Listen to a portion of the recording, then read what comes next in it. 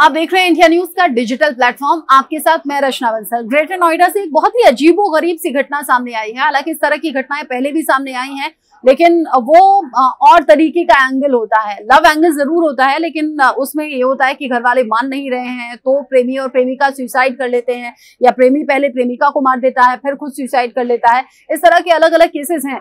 लेकिन ग्रेटर नोएडा में पढ़ाई करने वाले छात्र छात्रा, यानी कि जो लव रिलेशनशिप में थे, जैसा कि दावा किया जा रहा है कि गर्लफ्रेंड और बॉयफ्रेंड थे, उनसे जुड़ा एक किस्सा सामने आया है जो सभी को हैरान कर रहा है। दरअसल यहाँ पर एक छात्र था, यानी कि जो बॉयफ्रेंड था वो अपनी गर्लफ्रेंड से मिलने के लिए जाता है, उसे हक करता है। तस्वीरें भी सामने आई हैं। उसे हक करने के बाद में वो उसे गोली मार देता है।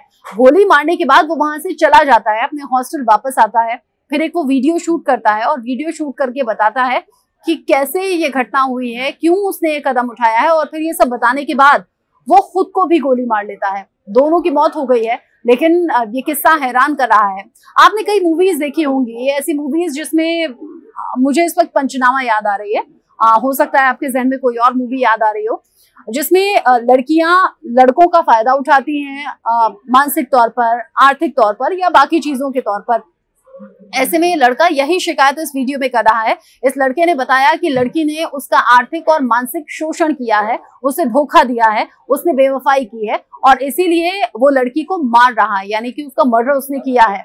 साथ ही लड़का बताता है कि मैंने अपनी पर्सनल लाइफ में बहुत से चैलेंजेस देखे हैं। मेरी बहन को जिंदा जला दिया गया, उसकी अलग ख्वाहिशें थी। साथ ही साथ अपने अंकल का जिक्र वो करता है कि कैसे अंकल की वाइफ उन्हें छोड़कर चली गई और कैसे वो टूट गए, बिखर गए। अलग अलग केसेस इस लड़के के दिमाग में रहे, लेकिन जो सबसे बड़ा केस था वो उसका खुद का कैंसर पेशेंट होना था। हालांकि इन सब बातों को लेकर जांच अभी जारी है। पुलिस इन्वेस्टिगेट करेगी, दोनों के परिवारों से मिलेगी, पूरा सच सामने आएगा। लेकिन जो अभी तक का सच सामने आ रहा है वो चौंकाने वाला है। लड़का इतना ज्यादा फ्रस्ट्रेट हो गया था अपनी बीमारी को लेकर, यानी कि वो कैंसर से पीड़ित था। अपने आसपास देखकर अपनी बहन को, जिस तरह वो बता रहा है कि जिंदा जला दिया गया, अपने अंकल का किस्सा जिसमें वो बता रहा है कि कैसे उनकी जो वाइफ है उन्हें छोड़कर चली गई। अलग अलग केसेस से वो हर्ट हुआ था। हर्ट वो ज्यादा तब हो गया जब उसने अपनी गर्लफ्रेंड के बारे में जाना कि वो उसे धोखा दे रही है या बेवफाई कर रही है। हो सकता है किसी और के साथ इन्वॉल्व रही हो, लेकिन वो बता रहा है कि उसे मानसिक तौर पर, आर्थिक तौर पर इतनी चोट उसने पहुंचा दी कि आसपास की घटनाओं को वो झेल नहीं पाया।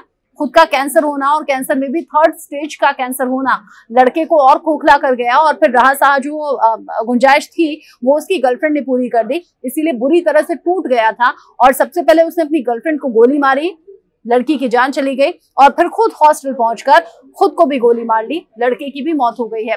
पुलिस जांच कर रही है, लेकिन जब इस तरह की घटनाएं सामने आती हैं तो हमें झांकना चाहिए, अपने आसपास झांकना चाहिए खुद में कि रिश्ते कितने कमजोर हो गए हैं। किसी को धोखा देना या किसी का फायदा उठाना, ये जैसे दिल्ली एनसीआर का या बड़े शहरों का कल्चर बन चुका है। इस कल्चर से हमें बचना चाहिए। अपने परिवार के साथ इन्वॉल्व रहिए, सोच समझकर अपनी लाइफ की डिसीजंस लीजिए।